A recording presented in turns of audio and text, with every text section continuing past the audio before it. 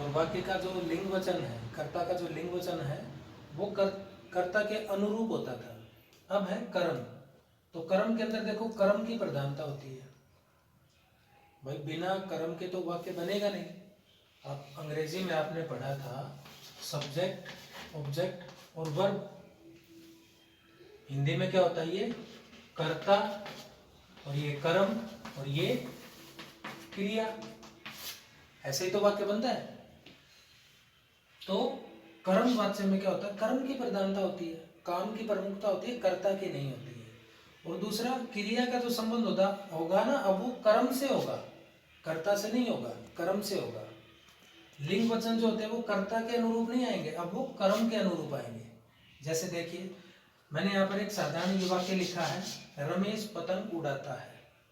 तो ये बताइए कौन सा वाक्य हुआ हमारा? ये कर्तृवाच्य, ठीक है।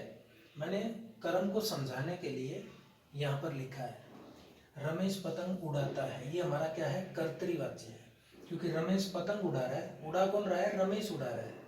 अब इसको हम कर्म में बदलेंगे।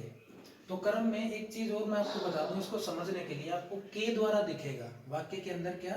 के द्वारा, रमेश के द्वारा पतंग उड़ाई जाती है, सीता के द्वारा पत्र पढ़ा जाता है। तो इसका कर्तृ बन जाएगा सीता पत्र पढ़ रही है, सीता के द्वारा पत्र पढ़ा जा रहा है। इसी प्रकार से पक्षियों द्वारा उड़ा जा रहा है। तो ये हमारा क्या हो गया? उड़ कौन रहे हैं? पक्षियों द्वारा उड़ा जा रहा है। तो उड़ना जो है ना, ये कर्म है हमारा, ठीक है।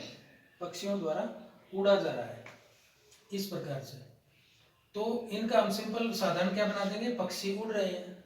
एक बात मैं और आपको बता दूं कि अगर कोई वर्तमान में वाक्य है तो उसका जब आप वाच्य बदलते हो तो काल नहीं बदलेगा, वो उसी काल में उसका जवाब आना चाहिए। जैसे पक्षी उड़ रहे हैं तो पक्षियों के द्वारा उड़ा जाएगा, ये गलत है। पक्षी उड़ रहे हैं तो ये है कर्तरी, इसका कर्म बना देंगे तो पक्षियों के द्वारा उड़ा जा रहा है।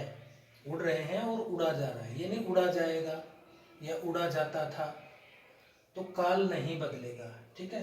तो ये था हमारा कर्मवाच्य, जिसमें कर्म की प्रधानता होती है। कर्तरी और कर्म हमारे दोनों बिल्कुल आसान है। कर्तरी में कर्ता है, इसमें कर्म प्रधान होता है। और आप ये बना के देखिएगा। अब मैं आपको भाववाच्य करवाता हूँ आगे। तो बच्चों, तीसरा जो वाच्य है भाववाच्य, इसको समझते हैं। देखो नाम से ही पता चलता है भाव।